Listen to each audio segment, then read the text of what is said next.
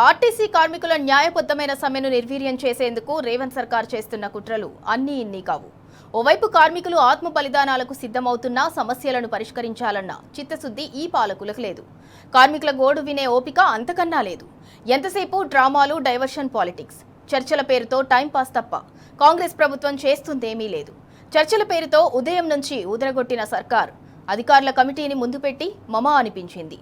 మంత్రులతో డిస్కషన్స్ అదిగో ఇదిగో అంటూ సాయంత్రం వరకు గడిపేసింది.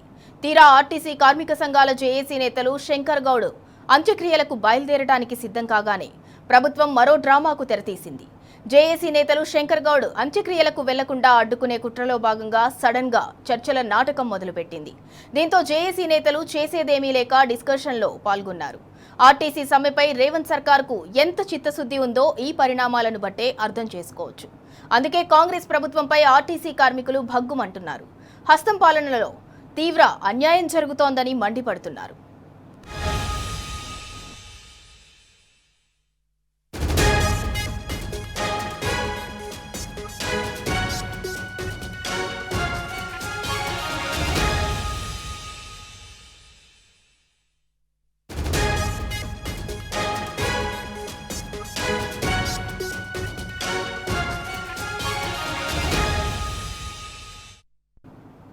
ఇక ఆర్టీసీ కార్మికుల న్యాయబద్ధమైన సమ్మెనైతే నిర్వీర్యం చేసేందుకు రేవంత్ సర్కార్ చేస్తున్న కుట్రలు అన్నీ ఇన్ని కాదు. ఇదే అంశానికి సంబంధించి మరింత సమాచారం మా ప్రతినిధి సెక్రటేరియట్ నుంచి కిరణ్ అందిస్తారు. కిరణ్, టీజీఎస్ ఆర్టీసీ జేఏసీ చర్చలకు సంబంధించి అప్డేట్ ఏంటి?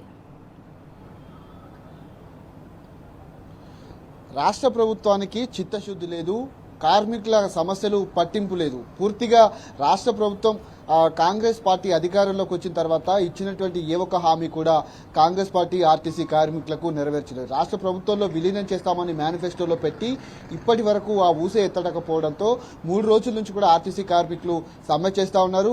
నిన్న సాయంత్రం వరకు కూడా కనీసం నిమ్మకు నీరెత్తనట్లుగా రాష్ట్ర ప్రభుత్వం కాంగ్రెస్ పార్టీ వ్యవహరించింది. ప్రస్తుతం ఉన్నటువంటి సిచ్యువేషన్లో నిన్న సాయంత్రం ఆర్టీసీ కార్మికుడు నర్సంపేట డిపో డ్రైవర్ ఎవరైతే ఉన్నారో శంకర్ గౌడ్ ఆత్మహత్యకు పాల్పడ్డాడు. తాను కూడా నిన్న రాత్రి 2:30కు చనిపోయినటువంటి పరిస్థితుల నేపథ్యంలో అర్ధాంతరంగా చర్చల పేరిట నిన్న కేబినెట్ లో నిర్ణయం తీసుకుని ఆర్టీసీ జేఏసీ నేతలంతా కూడా నర్సంపేటకు వెళ్లకుండా అడ్డుకునేందుకు ప్రయత్నం చేశారు. ఈ రోజు ఉదయం 10 గంటల వరకు చర్చలు జరుపుతాము, డిప్యూటీ సీఎం ఆధ్వర్యంలో మంత్రుల బృందం అంతా కూడా తమ సమస్యలు పరిష్కరించడానికి సానుకూలంగా ఉంది ప్రభుత్వం అని కూడా ఒక ప్రకటన అయితే విడుదల చేసి ఉదయం 10:30, 11 గంటల ప్రాంతంలో సెక్రటేరియట్ కు చేరుకున్నటువంటి ఐఏఎస్ అధికారుల కమిటీ బృందం అంతా కూడా సాయంత్రం మధ్యాహ్నం వరకు కూడా 1:30, 2 గంటల వరకు కూడా కాలయాపన చేశారు.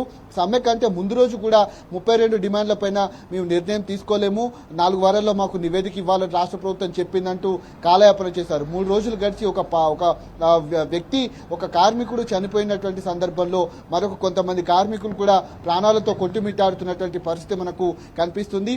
అర్ధాంతరంగా మధ్యాహ్నం దాదాపు 2:30 గంటల పాటు కాలక్షేపం చేశారు. ఆ తర్వాత ఆర్టీసీ జేఏసీ నేతలంతా కూడా నర్సంపేటకు నివాళులర్పించేందుకు ఆర్టీసీ కార్మికుడికి అంత్యక్రియలో పాల్గొనేందుకు వెళ్లామని చూసినప్పటికీ డిప్యూటీ సీఎంతో పాటు మంత్రులు పొన్నం ప్రభాకర్, అంతేకాకుండా వివేక్, శ్రీధర్ బాబు, అడ్లూరు లక్ష్మణ్, మళ్లీ ఐఏఎస్ల కమిటీతో పాటు సిఎస్ రామకృష్ణారావుతో పాటు ఆర్టీసీ ఎండీ కూడా ఈ సమావేశంలో పాల్గొంటున్నట్లుగా మరొకసారి చర్చలకు తెరలేపింది.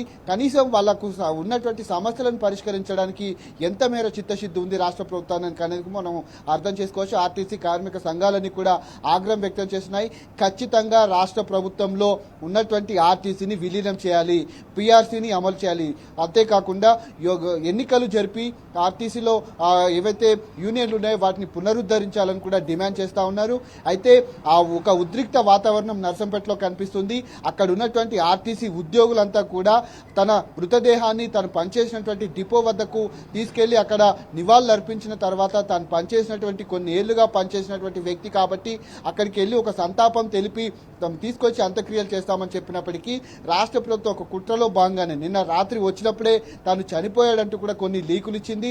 ఆ తర్వాత చనిపోలేదంటూ లీకులు ఇచ్చింది. తర్వాత మధ్యరాత్రి 2:30కు చనిపోయాడంటూ చెప్తూ ఉస్మానియాకు తనను తీసుకొచ్చినటువంటి సందర్భంలో తను పోస్ట్ మార్టం నిర్వహించి అందరూ పడుకున్న నిద్రలో ఉన్నటువంటి సందర్భంలో రాత్రికి రాత్రి నర్సంపేటకు తీసుకొని వెళ్లి ముత్తోష్పేట తన ఇంటి వద్దకు తీసుకెళ్లి పార్థివ దేహాన్ని అక్కడ ఉన్నటువంటి మృతదేహాన్ని కూడా పెట్టినటువంటి పరిస్థితులు కనిపించాయి. ఈ నేపథ్యంలో పూర్తి పూర్తి స్థాయిలో రాష్ట్ర ప్రభుత్వం ప్రాణాలు బలిగొంటే తప్ప, ప్రాణాలు తీసుకుంటే తప్ప చర్చలు జరపరా అంటూ కూడా ఆర్టీసీ కార్మికులు ఇది ప్రభుత్వ హత్యగానే భావిస్తున్నారు తప్ప కనీసం వాళ్ళ సమస్యలు పరిష్కరించడానికి ముందు మాత్రం రావట్లేదు. కనీసం ఇప్పటి వరకు కూడా ఒక సీరియస్నెస్ అనేది లేదు. కాసేపటి క్రితమే చర్చలు ప్రారంభమయ్యాయి. అసలు ఈ చర్చలు సఫలమవుతాయా విఫలమవుతాయా అనేది మాత్రం మనం వేచి చూడాల్సినటువంటి సిచ్యువేషన్ అయితే కనిపిస్తుంది. ఈ అంశంలో ముఖ్యమంత్రి రేవంత్ రెడ్డి కావచ్చు, మంత్రులకు ఎంత మేర చిత్తశుద్ధి ఉంది, ఆర్టీసీ కార్మికులను కేవలం ఓట్ల కోసమే అధికారంలోకి రావటం కోసమే వాడుకున్నారని దీన్ని బట్టి మనకు అర్థమవుతుంది. Right, thank you Kiran.